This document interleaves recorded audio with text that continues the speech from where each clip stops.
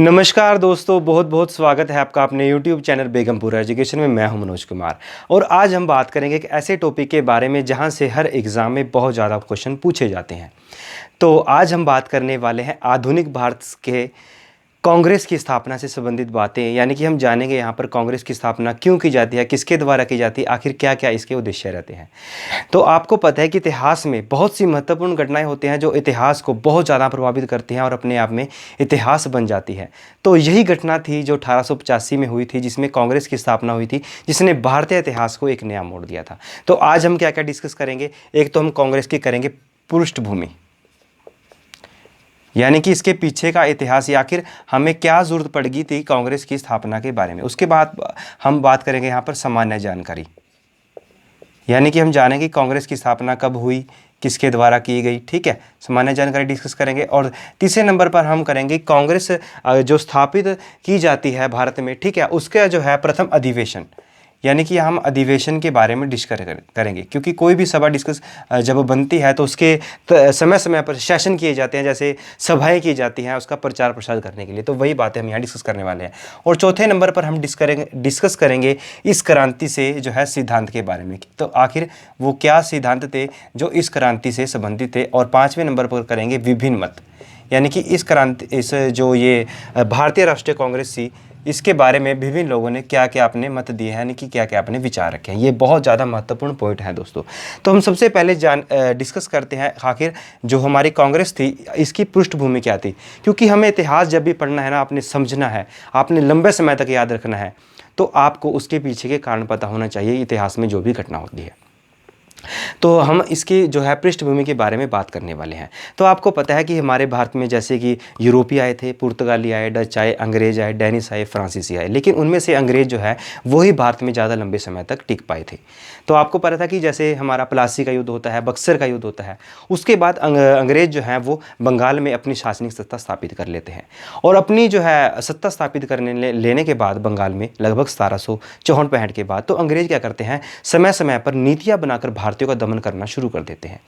तो एक समय आ जाता है, जैसा कि कहते हैं ना कि पानी सिर से ऊपर चला जाता है तो कुछ ना कुछ करना पड़ता है। तो वो समय आ गया था 1857 की क्रांति के समय के दौरान। तो क्या हुआ था, अंग्रेजों ने 1857 से पहले तरह तरह की नीतियाँ बनाई, जैसे कि भारतीयों का शोषण किया, किसानों का, मजदूरों का, जमींदारों का, राजाओं महाराजाओं का, यानी कि शोषण इतना बढ़ा कि भारतीयों को एक क्रांति करनी पड़ी। उसके पीछे कुछ कारण थे, जैसे सामाजिक, आर्थिक, राजनीतिक, अन्य बहुत से कारण थे जो हमने 1857 की क्रांति में डिस्कस किए थे। तो जब ये क्रांति होती है तो क्या ये क्रांति सफल होती है दोस्तों? आपके दिमाग में प्रश्न आना चाहिए कि क्या क्रांति सफल होती है? नहीं दोस्तों, अगर 1857 की क्रांति सफल हो जाती तो हमारा देश जो 1947 में आज़ाद हुआ था वो कहीं ना कहीं 1857 में अपना आज़ाद हो जाना था। लेकिन जब हमारी 1857 की क्रांति असफल रहती है तो वहाँ से कुछ उसके कारण रहते हैं, जैसे कि हमने जाना था कि हमारे पास अच्छी सेना नहीं थी, अस्त्र शस्त्र अच्छे नहीं थे, हमारे अंदर एकता नहीं थी, और सबसे बड़ी जो बात है, हमारे पास एक अच्छा संगठन नहीं था दोस्तों। हमें संगठन की प्रेरणा जो मिलती है, हमें सबसे बड़ी यहाँ से प्रेरणा मिलती है किसकी? संगठन की दोस्तों। 1857 की क्रांति से ही हमें संगठन की प्रेरणा मिलती है कि हमारे पास एक बहुत बड़ा संगठन होना चाहिए जिसका हम पूरे भारत में जो है प्रचार प्रसार कर सके, ताकि हम अंग्रेजों का समय समय के अनुसार विरोध कर सकें। तो इससे पहले भी, कांग्रेस से पहले भी भारत में छोटे छोटे संगठन थे, लेकिन उनका जो है काम, यानी कि उनकी बात इतनी प्रभावी नहीं थी, क्योंकि वो बहुत छोटे स्तर पर कार्य कर रहे थे। आपने देखा होगा कि आपके जैसे क्षेत्रीय दल होंगे, आपके जिलों में, आपके जो है राज्यों में छोटे छोटे जो दल होंगे, लेकिन कांग्रेस जो सेंटर में सरकार बनती है, जिनका पूरे भारत में जो है ज़्यादातर प्रचार प्रसार रहता है, वो किनका रहता है? जो हमारे राष्ट्रीय दल हैं, जैसे कि हमारी बहुजन समाज पार्टी होगी, कांग्रेस हो गई, बीजेपी हो गई, और भी अन्य अनेक प्रकार के ऐसे दल हैं जिनका पूरे जो है बड़े स्तर पर जो है प्रसार प्रसार रहता है। लेकिन हमें उस समय एक ऐसा ही संगठन चाहिए था कि जिसका जो है पूरे भारत में जो है प्रचार प्रसार रहे। तो हमने एक वहाँ से एक संगठन बनाने की प्रेरणा मिली। ठीक है, ये तो थी कांग्रेस के पीछे के इतिहास की जानकारी कि आखिर हमें एक संगठन की ज़रूरत क्यों थी। तो अब हम बात करेंगे कांग्रेस की सामान्य जानकारी के बारे में। तो आखिर वो क्या घटनाएं थी जिससे हमें है कांग्रेस की स्थापना की जाती है, किसके द्वारा की जाती है। आपको बड़ी जानकर हैरानी होगी कि जो इंडियन नेशनल कांग्रेस है, भारतीय राष्ट्रीय कांग्रेस, जिसने भारतीय इतिहास में जो है लंबे समय तक अंग्रेजों का विरोध किया, लगभग 1885 से लेकर 1947 तक जिसने जो है अलग अलग समय में जो है अंग्रेज़ों का विरोध किया, बड़े स्तर पर मैं कहूँगा कि राष्ट्रीय आंदोलन को चलाने में अपनी भूमिका जो है अपनी अदा की। आपको जानकर हैरानी होगी कि इस जो है संगठन की स्थापना किसके द्वारा की गई थी, वो गई थी एक अंग्रेजी अधिकारी द्वारा। ठीक है दोस्तों, तो कब की गई थी, ये गई थी हमारी दिसंबर 1885 में। ठीक है दोस्तों, स्थापना की कब की गई थी, तो दिसंबर 1885 में इसकी स्थापना की। किसके द्वारा की, तो एक हमारे रिटायर ऑफिसर थे जिसका नाम था ए ओ ह्यूम। इसके कौन थे, संस्थापक थे दोस्तों, संस्थापक। ठीक है दोस्तों, ए ओ ह्यूम कौन थे, तो ये एक दो हमारे थे ICS अधिकारी, यानी कि एक जो रिटायर, जो उस समय हमारी इंडियन सिविल सर्विस होती थी उस समय भारत में, तो उससे ये रिटायर हो चुके थे। एक यूरोपीय व्यक्ति थे, ब्रिटेन के व्यक्ति थे, एक अंग्रेज थे। तो उन्होंने जो है इस संगठन की स्थापना करने की सोची।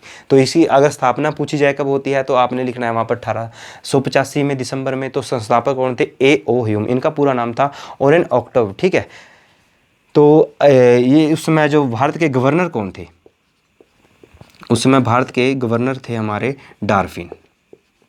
ठीक है, भारत के डार्फिन उस समय जो है गवर्नर थे, जो बंगाल में थे, यानी कि पूरे भारत में थे। ठीक है, और जो डार्फिन ने कांग्रेस को क्या कहा है, इन्होंने कांग्रेस को सूक्ष्मदर्शी, यानी कि छोटे बहुत कम लोगों का समूह कहा है, यानी कि अल्पसंख्यकों का समूह। किसने कहा है कांग्रेस को, डार्फिन ने कहा है। ठीक है, इसके बारे में आगे भी जानेंगे जब भीम बेद के बारे में बात करेंगे। ठीक है, तो ये थे कुछ महत्वपूर्ण पॉइंट। और दूसरी जो बात है कि कांग्रेस का पहले नाम क्या था, कांग्रेस का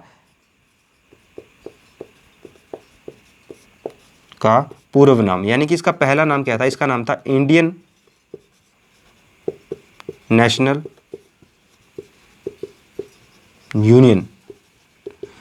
दोस्तों, कांग्रेस का जो पहला नाम था वो था इंडियन नेशनल यूनियन, जो कि A.O. ह्यूम द्वारा रखा गया था। लेकिन इसका नामकरण किसके द्वारा किया जाता है, भारतीय राष्ट्रीय कांग्रेस, तो वो थे हमारे दादा भाई नौरोजी। ठीक है दोस्तों, दादा भाई नौरोजी द्वारा इसका नाम जो है इंडियन नेशनल कांग्रेस रखा जाता है। ठीक है दोस्तों, और दूसरी जो बात है कि ये जो अपना ये कांग्रेस की स्थापना होती है 1885 में, तो कोई ना कोई जगह तो होगी ना, इतनी बड़ी ऐतिहासिक घटना बनने जा रही है कि एक इतने बड़े संगठन की स्थापना होने जा रही है, तो उस स्थान का नाम भी एग्जाम में बहुत बार पूछा जाता है। तो वो होती है हमारी बम्बई में दोस्तों, बम्बई में होती है। और बम्बई तो एक शहर है, इतना बड़ा शहर है, तो कहीं ना कहीं कोई विशेष स्थान तो होगा ना, तो वो था हमारा एक गोकुलदास तेजपाल संस्कृत विद्यालय। ठीक है दोस्तों, ये जो है बहुत ही ज़्यादा इंपॉर्टेंट है कांग्रेस की स्थापना के बारे में पॉइंट, जो एग्जाम में बहुत बार पूछे जाते हैं। कब हुई कांग्रेस की स्थापना, दिसंबर 1885 में। इसके संस्थापक कौन थे, A.O. ह्यूम कौन थे, एक ब्रिटिश ICS अधिकारी थे, जो कि उस समय रिटायर हो चुके थे। उस समय भारत के गवर्नर कौन थे, डार्फिन उस समय भारत के गवर्नर थे। तो कांग्रेस का सबसे पहला नाम जो है, कांग्रेस का इंडियन नेशनल कांग्रेस से पहले नाम क्या था, वो था हमारा इंडियन नेशनल कांग्रेस। तो इंडियन नेशनल कांग्रेस जो है, ये नाम किसके द्वारा दिया गया दादा भाई नौरोजी द्वारा। और ये इतनी बड़ी पार्टी जब बनने जा रही है, तो वो कोई ना कोई जगह तो होगी ना जहाँ इतनी बड़ी पार्टी का इतिहास रचने जा रहा है, बनने जा रही है, तो वो थी हमारी बम्बई। तो बम्बई जो है, वहाँ पर कांग्रेस की स्थापना की जाती है। और बम्बई में कौन सी वो खास जगह होती है जहाँ पर इस जो है महान पार्टी की स्थापना की जाती है, तो वो थी हमारा तेजपाल संस्कृत विद्यालय। ठीक है दोस्तों, इनको आप नोट भी कर सकते हो और पढ़ते पढ़ते आपको इनको याद भी कर सकते हो। ठीक है, तो ये थी कुछ सामान्य जानकारी जहाँ से एग्जाम में टू द पॉइंट क्वेश्चन पूछ लिए जाते हैं। ठीक है, अब हम बात करेंगे इस कांग्रेस के प्रथम अधिवेशन के बारे में, जहां से भी एग्जाम में हर बार क्वेश्चन पूछे जाते हैं। वैसे तो कांग्रेस के समय समय पर अधिवेशन का मतलब क्या होता है दोस्तों, अधिवेशन का मतलब होता है कि सेशन, यानी कि समय समय पर बैठ के होना। जैसे आपने भी कोई मतलब कई बार मीटिंग अटेंड की होगी, तो उसी तरह की यानी कि ये मीटिंगें होती थी, ताकि समय समय पर रणनीति तय की जा सके कि भारत में किस तरह अंग्रेजों का विरोध करना है, कहाँ करना है। लगभग 50 से ज़्यादा अधिवेशन जो है भारत में समय समय पर कांग्रेस के हुए हैं। लेकिन इस पर मैं एक अलग से वीडियो बनाऊंगा जहाँ हम पूरी बात डिस्कस करेंगे कहाँ किसके द्वारा जो है अधिवेशन की अध्यक्षता की गई है। वो एक आपको अलग पार्ट मिलेगा हमारे चैनल पर बहुत जल्दी, क्योंकि अगर मैं यहाँ उसको डिस्कस करूँ तो ये वीडियो जो है बहुत ज़्यादा लंबी हो जाएगी। ठीक है, तो लेकिन इसका जो खास सबसे अधिवेशन है वो है पहला अधिवेशन दोस्तों। शायद बहुत सारे व्यक्तियों ने पढ़ा भी होगा, लेकिन हम यहाँ पर इसको पूरी तरह समझेंगे कि आखिर प्रथम अधिवेशन कहाँ हुआ था। सबसे पहले आपने रखना है ये कब हुआ था, हमारा हुआ था 28, इसकी जो डेट है वो आपने याद रखनी है। ये कब हुआ था हमारा, 28 दिसंबर 1885 को। ठीक है दोस्तों, कहाँ हुआ था ये स्थान? ये हुआ था हमारा बम्बई। ठीक है दोस्तों, बम्बई में हुआ था। और सबसे बड़ी जो बात होती है यहाँ पर, इसके जो अध्यक्ष बनाए जाते हैं, कौन इसके अध्यक्ष कौन थे? अध्यक्ष क्या मतलब क्या था? अब इतनी बड़ी पार्टी है तो उसका कोई ना कोई अध्यक्ष तो होगा ना। वहाँ पर जो अधिवेशन हो रहा है, सेशन हो रहा है, जो उसकी बात विचार को समझेगा, सभी के विचारों को वहाँ पर समन्वय प्रदान करेगा, तो कोई ना कोई अध्यक्ष तो होगा ना। तो उस समय जो थे हमारे प्रथम अधिवेशन थे वो थे हमारे WC बनर्जी, यानी कि व्योमेश चंद्र बनर्जी। ठीक है दोस्तों, और आपको बड़ी जानकर हैरानी होगी कि जो हमारी कांग्रेस की स्थापना A.O. ह्यूम द्वारा की जाती है, वो यहाँ पर प्रथम अधिवेशन के इसमें अध्यक्ष नहीं बनते, वो क्या बनते हैं? इसके सचिव बनते हैं दोस्तों, सचिव, यानी कि वो सेक्रेटरी बनते हैं। कौन? A.O. ह्यूम।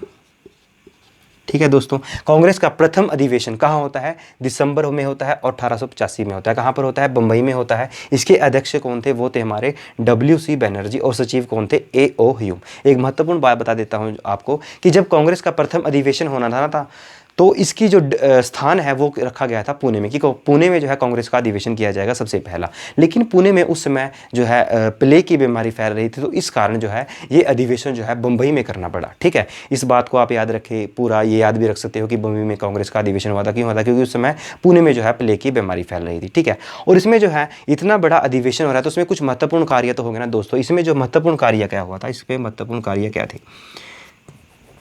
इसमें महत्वपूर्ण कार्य क्या थे कि इसमें जो है कांग्रेस का नामकरण किया गया। क्या? कांग्रेस का नामकरण। तो सबसे पहले मैंने आपको पहले बताया कि इसका पूर्व नाम क्या था? पूर्व नाम क्या था का? इंडियन नेशनल यूनियन, यानी कि भारतीय राष्ट्रीय संघ इसका पूर्व नाम था। लेकिन इसका जो है भारतीय राष्ट्रीय कांग्रेस, इसका नाम किस के द्वारा रखा गया? यहीं पर इसी अधिवेशन में इसका नामकरण किया गया हमारे दादा भाई नौरोजी। इसने क्या किया? इसका Indian national Congress, Indian national Congress यहाँ पर नाम रख दिया हमारे दादा भाई नौरोजी ने। और कांग्रेस का मतलब क्या होता है दोस्तों? कांग्रेस का मतलब होता है व्यक्तियों का समूह, यानी कि लोगों का समूह। ये हमारे कहाँ से लिया गया? हमने अमेरिका से लिया है। तो जो कांग्रेस का नाम किसने रखा था? हमारे दादा भाई नौरोजी ने, जिसका मतलब होता है व्यक्तियों का समूह। ठीक है दोस्तों, यहाँ से आपने महत्वपूर्ण बातें याद रखनी है कि दिसंबर 1885 में जो है कांग्रेस का प्रथम अधिवेशन होता है। इन चीज़ों को हमने थोड़ा बहुत यहीं याद करने की कोशिश करनी है। स्थापना बम्बई में होती है, स्थान इसका मुंबई होता है, इसके अध्यक्ष कौन होते हैं? WC बनर्जी, और सचिव कौन होते हैं? A.O. ह्यूम। कांग्रेस का नामकरण किसके द्वारा किया जाता है? हमारे दादा भाई नौरोजी के। और कांग्रेस का पहले का नाम क्या था? Indian national Congress. ठीक है, अब इतना बड़ा अधिवेशन हो रहा है, यहाँ पर और भी महत्वपूर्ण काम जो किए जाते हैं। सबसे बड़ी बात जो आपने महत्वपूर्ण पॉइंट यहाँ रखना है, इसमें जो है कुल हमारे कितने सदस्य थे? 72 सदस्य। ठीक है दोस्तों, 72 सदस्य, क्योंकि ऐतिहासिक दिन है, सबसे पहला अधिवेशन है, तो यहाँ से एग्जाम में पूछ लिया जाता है कि कांग्रेस के प्रथम अधिवेशन में कितने व्यक्ति थे? तो वो थे हमारे 72, दादा भाई नौरोजी हो गए, हमारे फिरोज शाह मेहता जी हो गए, अन्य जो उस समय के बड़े बड़े नेता थे, लगभग जो है इसमें पूरी तरह शामिल थे। हमारे कितने सदस्य थे? 72 सदस्य थे। इसमें जो है कांग्रेस का उद्देश्य भी रखा जाता है कि हमारा उद्देश्य क्या होगा। हमारे उद्देश्य किसके द्वारा रखा है? WC बनर्जी, जो कांग्रेस के अध्यक्ष है यहाँ पर। WC बनर्जी के द्वारा यहाँ पर इतनी बड़ी जो पार्टी है, इसका कोई ना कोई तो उद्देश्य होगा ना, कोई ना कोई तो इन्होंने रणनीति बनाई होगी कार्य करेगी। तो सबसे बड़ी क्या था? इनका उद्देश्य क्या था? राष्ट्रीयवाद का उदय, राष्ट्रीयवाद का उदय, यानी कि इनका मतलब था कि हमें जो है पूरे भारत में जो है राष्ट्रीयवाद की भावना विकसित करनी है। अच्छा, राष्ट्रीयवाद का मतलब क्या होता है? जब व्यक्ति धर्म, जाति, इन सभी से ऊपर उठकर जो है राष्ट्रीय यानी कि देश को महत्व देना शुरू कर देता है, तो उसे हम क्या कहते हैं? राष्ट्रीयवाद कहते हैं। तो कांग्रेस का जो है ये उद्देश्य था सबसे पहला कि जो है हमें पूरे भारत में जो है राष्ट्रीयवाद की भावना जो है विकसित करनी है। ठीक है, और दूसरा जो सबसे बड़ा काम होता है यहाँ पर, इनका उद्देश्य था कि पूरे भारत में प्रचार, यानी कि पूरे भारत में जो है हमने कांग्रेस का प्रचार करना है। आप देखोगे कि समय समय पर कांग्रेस के अनेक अधिवेशन किए जाते हैं हमारे अलग अलग जगह पर। जैसे आप देखोगे कि मद्रास में, लाहौर में, कलकत्ता में, बम्बई में, सूरत में, अन्य समय समय पर ये अधिवेशन पूरे भारत में किए जाते हैं, ताकि पूरे भारत में जो है कांग्रेस का प्रचार प्रसार हो, जिसके माध्यम से जो है हम एकजुट होकर अंग्रेजों के सामने अपनी बात रख सके। ठीक है, तो इनका उद्देश्य क्या था? राष्ट्रीयवाद की उदय करना, पूरे भारत में प्रचार करना। तीसरी जो बात है, एक अपने जो है एकता विकसित करना, यानी कि उस समय हमारा जो भारत था वो धर्म जाति के नाम पे बहुत ज़्यादा बटा हुआ था। कांग्रेस का ये भी उद्देश्य था, व्योमेश चंद्र जी ने और वहाँ के जो बड़े बड़े नेता थे प्रथम अधिवेशन ने, उन्होंने ये बात रखी कि हमने जो है पूरे भारत के जितने भी लोग हैं उनमें धर्म जाति इन सभी से जो है ऊपर उठकर उनमें राष्ट्रवाद की भावना विकसित करनी है। तो इस प्रकार कांग्रेस के समय अनेक उद्देश्य रहे जो आपके एग्जाम में कई बार पूछ भी लिए जाते हैं कि राष्ट्रवाद का कांग्रेस में कौन कौन से उद्देश्य रखे, वहाँ पर आपको ऑप्शन दे देगा तो आपने उनमें से टिक लगा देना है। तो ये थे कुछ महत्वपूर्ण कांग्रेस के अधिवेशन से संबंधित बातें कि कब हुआ, 1885 में हुआ, स्थान बम्बई रहा। अध्यक्ष पूछ लिया जाए कांग्रेस का सबसे पहला अध्यक्ष कौन था, तो वो थे हमारे WC बनर्जी। और सबसे पहले सचिव कौन थे जो हमारे कांग्रेस के अधिवेशन में, तो वो थे हमारे A.O. ह्यूम। ठीक है, कांग्रेस का नामकरण किसके द्वारा किया गया था, दादा भाई नौरोजी द्वारा किया गया। इसका पूर्व नाम क्या था, इंडियन नेशनल कांग्रेस। कांग्रेस के में कुल कितने व्यक्तियों ने भाग लिया था, वो थे हमारे 72 सदस्य। इसके उद्देश्य क्या थे, WC बनर्जी। अब दोस्तों इतनी बड़ी पार्टी बन रही है ना, तो भाई आज भी हमारे यहाँ कुछ भी काम होता है, कोई भी पार्टी बनती है, आजकल तो ऐसा भी है कि किसी का बर्थडे भी जब सेलिब्रेट किया जाता है तो वो भी अखबार में आ जाता है कि फलाने हमारे दोस्त का आज हमने बर्थडे सेलिब्रेट किया फलानी मतलब स्थान पे। ठीक है, तो इतनी बड़ी पार्टी बन रही है दोस्तों। इस पार्टी की जो है प्रचार प्रसार है, यानी कि इस पार्टी की स्थापना के बारे में जो है हमारे जो उस समय अनेक समाचार पत्र थे, उनमें से कुछ प्रमुख समाचार पत्र थे हमारे, उसमें कुछ बातें लिखी की कांग्रेस के बारे में, क्योंकि उस समय हमारे यहाँ पर जो है समाचार पत्रों का प्रकाशन होने लग गया था। तो यह हमारे प्रिंटिंग प्रेस की शुरुआत तो हमारे पुर्तगालियों ने ही कर दी थी। ठीक है, तो उस समय हमारा एक समाचार पत्र है जिसका नाम है द इंडियन मिरर। ठीक है दोस्तों, उस समय का समाचार पत्र होता है कि द इंडियन मिरर, जो कि कहाँ से प्रकाशित चला जाता है, कलकत्ता से। तो कलकत्ता के जो इंडियन मिरर प्रकाशित किया जाता है, इसमें से जो है एग्जाम में बहुत बार पूछ लिया जाएगा आपसे, एडवांस के क्वेश्चन है ये, कि इसमें से इन्होंने अंग्रेज को 2 नाम दिए। इन्होंने कहा कांग्रेस के बारे में कि जो है ये प्रथम राष्ट्रीय संस्था है, यानी कि इसमें जो कहा द इंडियन मिरर में लिखा गया कि प्रथम राष्ट्रीय संस्था है, यानी कि इससे पहले जो है हमारे पास कोई भी राष्ट्रीय स्तर पर एक बड़ा संगठन नहीं था जहां हम अपने विचार विमर्श रख सके। तो इंडियन मिरर ने यह बात कह दी कि जो हमारी प्रथम राष्ट्रीय संस्था है वो है कांग्रेस। अगर ये पूछ लिया जाए एग्जाम में कि प्रथम राष्ट्रीय संस्था किसे कहा गया है, तो वो कहा गया है कांग्रेस को। किसके द्वारा कहा गया था, इंडियन नेशनल मिरर के द्वारा। कहीं से भी घुमा फिरा के आपसे ये क्वेश्चन पूछ लेगा। तो दूसरी जो बात कही थी हमारे द इंडियन मिरर थे, बहुत ही ज़्यादा महत्वपूर्ण। इन्होंने कहा कि भविष्य में संसद का केंद्र। देखो दोस्तों, सबसे बड़ी बात जो है यहाँ पर क्या है सर, वो है कि भविष्य में संसद का केंद्र। उस समय 1885 में ये बात जो है द इंडियन मिरर जो न्यूज़पेपर द्वारा उनके द्वारा बोल दी गई थी। और वास्तव में ऐसा हो सभी है, जब हमारा देश 1947 में आज़ाद होता है तो हमारे वहाँ पर केंद्र किसकी सरकार बनती है। लगभग 20-25 सालों तक जो है लगातार जो है कांग्रेस जो है भारत में शासन करती है, यानी कि केंद्र में जो है लगातार किसकी सरकार आती है, कांग्रेस की सरकार आती है। उस समय जो है 1885 में ये बात बोल दी जाती है द इंडियन मिरर द्वारा कि भविष्य में संसद का केंद्र है कौन, इंडियन नेशनल कांग्रेस। ये बातें कभी मत बोलना कि भविष्य में संसद का केंद्र, ये किसको कहा गया, वो कहा गया है कांग्रेस को। किसके द्वारा कहा गया था, इंडियन मिरर, जो कि क्या था, एक न्यूज़पेपर था। कहाँ से निकलता था, ये कलकत्ता से निकलता था। ठीक है दोस्तों, कुछ भी आपसे यहाँ नहीं छूटने वाला। तो अब हम बात करेंगे इस कांग्रेस के सिद्धांत के बारे में। आखिर वो सिद्धांत क्या है जो हमने आज पढ़ने हैं, क्या सिद्धांत। इसमें से जो है 2 महत्वपूर्ण बहुत ही बातें हैं आपके जीके के लिए भी और आपके जो है वैसे भी। यदि आप 4 व्यक्तियों में कहीं बात वगैरह करने लग जाते हैं ना कांग्रेस के बारे में, ये सभी बातें बोल देना, आपका थोड़ा मतलब उस पर प्रभाव वगैरह पड़ जाएगा व्यक्ति पे, है ना। तो सबसे बड़ी जो बात है वो है सिद्धांत के बारे में। तो हमारे लाला लाजपत राय महान क्रांतिकारी, इनके बारे में भी किसी दिन अलग से वीडियो बनाएंगे हम कि लाला लाजपत राय का भारतीय जो है आंदोलन में क्या महत्वपूर्ण योगदान है। तो लाला लाजपत राय जी ने एक सिद्धांत दिया जिसे कहते हैं हम सेफ्टी वाल्व का सिद्धांत।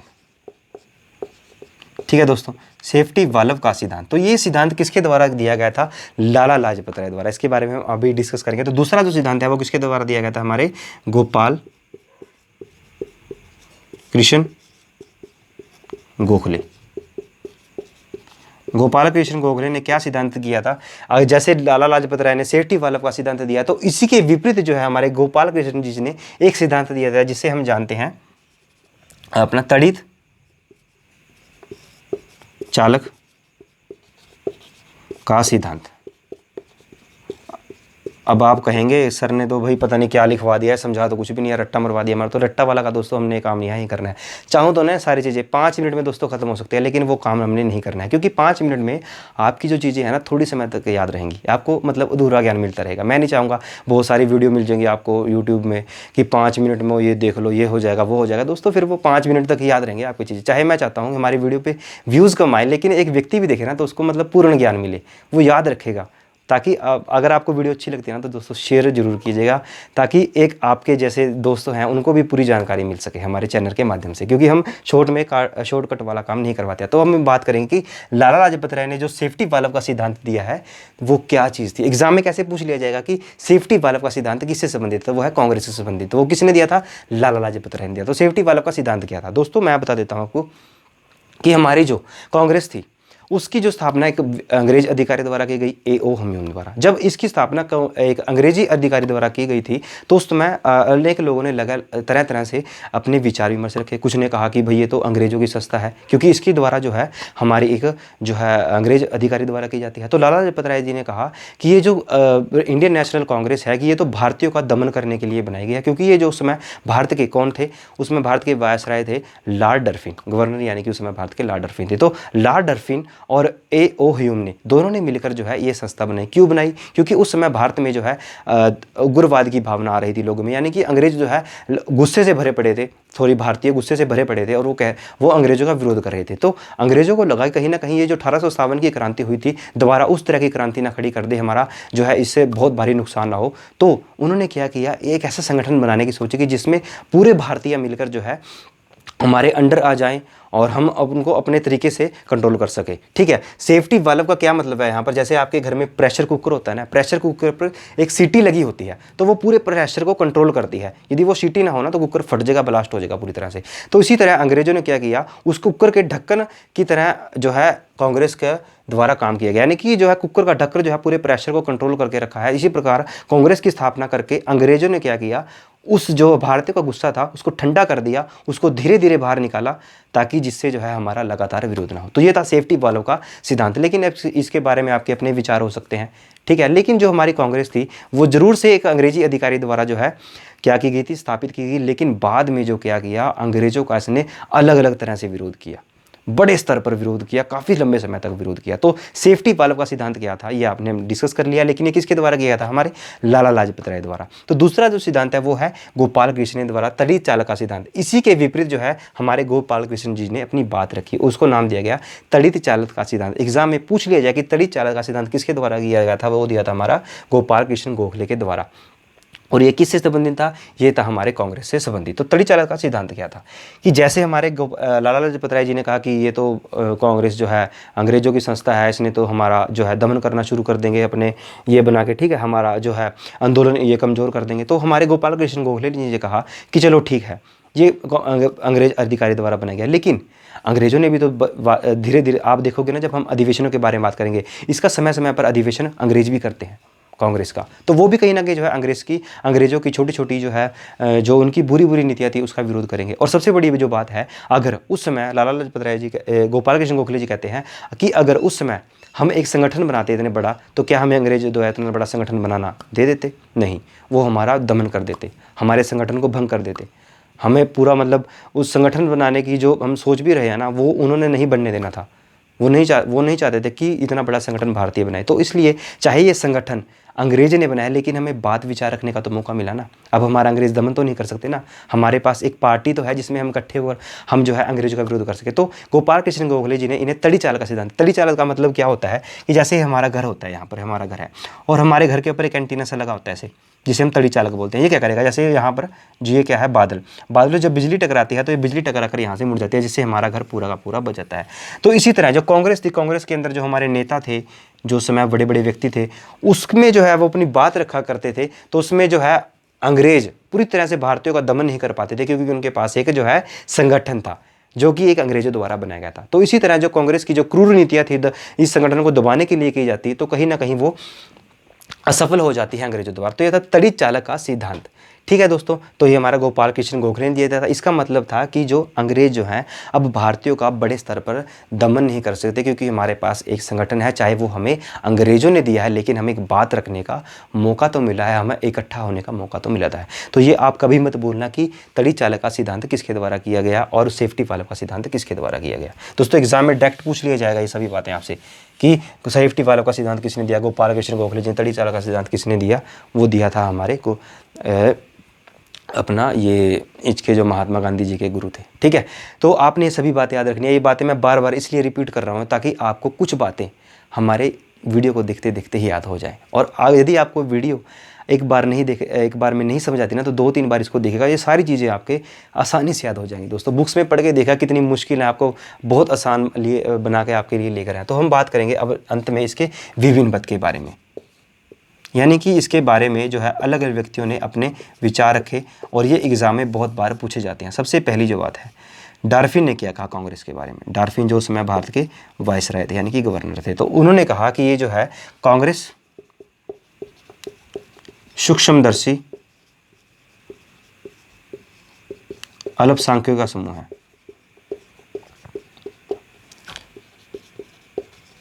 अल्पसंख्यकों का समूह है, ये बात किसने कही थी, हमारे कही गई थी डार्फिन ने। डार्फिन ने क्या कहा था कि कांग्रेस अल्पसंख्यकों का समूह है, क्योंकि जब हमने देखा था कि कांग्रेस का प्रथम अधिवेशन होता है तो उसमें कितने व्यक्ति होते हैं, 72 व्यक्ति होते हैं। इतनी बड़ी मतलब कांग्रेस है और पूरे भारत है, और जो अंग्रेजों के विरुद्ध बनने जा रही है ये संस्था, उसमें सिर्फ 72 व्यक्ति हैं, वो भी गिने चुने व्यक्ति हैं। तो ऐसी बात जो है हमारे डार्फिन जी कहते हैं कांग्रेस तो एक छोटे मोटे व्यक्तियों का समूह है, इतना बड़ा समूह नहीं है। डार्फिन जी ने ये कहा था। अगर एग्जाम में पूछ लिया जाए कि कांग्रेस सूक्ष्मदर्शी अल्पसंख्यकों का समूह है, इसका संबंध किससे है, ये बात किसने कही है, ये बात हमारे डार्फिन जी ने कही थी। ठीक है, या डार्फिन जी ने कांग्रेस के बारे में क्या किया, क्या कहा, ये भी बात पूछ ली जाती है। तो ठीक है, तो दूसरी हमारे बाल गंगाधर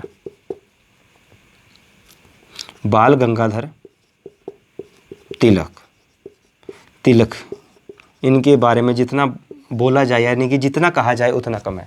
सबसे ज़्यादा बार जेल जाने वाले हमारे भारत के कौन थे, बाल गंगाधर तिलक। ऐसा लिख दिया अंग्रेज़ों के बारे में, अंग्रेज़ों के दिमाग में दम कर दिया हमारे बाल गंगाधर तिलक जी ने। इनका एक मराठा था, एक केसरी, 2 न्यूज़पेपर थे जिनके माध्यम से समय समय पर इन्होंने अंग्रेज़ों का मतलब भारत में जो उनके दमन किया जा रहा था अंग्रेजों द्वारा भारतीयों का, उसके बारे में ऐसे छापा कि जिससे भारतीय जो युवा थे उनके रोंगटे खड़े हो जाएं और अंग्रेजी से डरने लगे थे। इनको बार बार जेल भेज दिया था। एक बार तो इनको 6-7 वर्ष के लिए जेल भेज दिया था। दोस्तों हमारे बाल गंगाधर तिलक जी क्या कहते हैं कांग्रेस के बारे में, कहते हैं कांग्रेस भीख मंगों की संस्था है। ऐसा क्यों कहते हैं हमारे, तो उस समय हमारी जो कांग्रेस थी ना, जब कांग्रेस का जो चरण थे जो हमारे 1885 से लेकर 1905 तक हमारे कांग्रेस में एक ऐसे मतलब नेता थे उस समय जिनको उदारवादी कहा जाता है, यानी कि नरमपंथी भी कहा जाता है। तो वो क्या करते थे, हम ऐसे जाते थे कांग्रेस के पास, जैसे मतलब कांग्रेस के द्वारा वो व्यक्ति जो होते थे शुरू के जो 1885 से लेकर 1905 तक थे, उसमें हमारे जो नेता थे वो क्या करते थे, जैसे पेज लिख लिया, एप्लीकेशन लिख ली कि आप ऐसा करो, हमारी ये बातें मान लो, अंग्रेजों को कहते थे। यानी कि उस समय कांग्रेस क्या करती थी, प्रार्थना याचिका के माध्यम से कांग्रेस उसके अंग्रेजों के सामने अपनी बात रखती थी। तो उन समय तिलक जी का कहना था कि कांग्रेस तो एक भीख मंगों की संज्ञा है, तो भीख मांग रही है, इनसे तो सीधा डायरेक्ट आप पूछो कि हमारे अधिकार दो। मतलब ये बात जो है हमारे बाल गंगाधर तिलक जी कहते हैं कि कांग्रेस तो भीख मंगों की संस्था है। बाद में जो है हमारे तिलक जी भी कांग्रेस से कहीं ना कहीं संबंधित हो जाते हैं, वो बातें हम बाद में डिस्कस करेंगे। तो फिलहाल आपने याद रखना है कि कांग्रेस को भीख मंगों की संस्था किसने कहा है, तो वो है हमारे बाल गंगाधर तिलक। एक थे हमारे लॉर्ड कर्जन, जो बंगाल के विभाजन के समय में भारत के जो है गवर्नर थे वायसराय से। तो कर्जन जी ने क्या कहा कांग्रेस के बारे में, उन्होंने कहा कि कांग्रेस अपने पतन की ओर जा रही है। ये बात किसने कही थी, ये बात कही थी हमारे लॉर्ड कर्जन जी ने। कहा कि कांग्रेस जो है अपने पतन की ओर जा रही है, क्योंकि कांग्रेस में एक समय आता है जब कांग्रेस में फूट पड़ जाती है, कांग्रेस से 2 दल बन जाते हैं। तो ये बात है आपने रखनी कि लॉर्ड कर्जन जी ने कांग्रेस के बारे में क्या कहा, उन्होंने कहा कि कांग्रेस अपने पतन की ओर जा रही है। और एक जो महत्वपूर्ण बात है वो है हमारे फिरोज शाह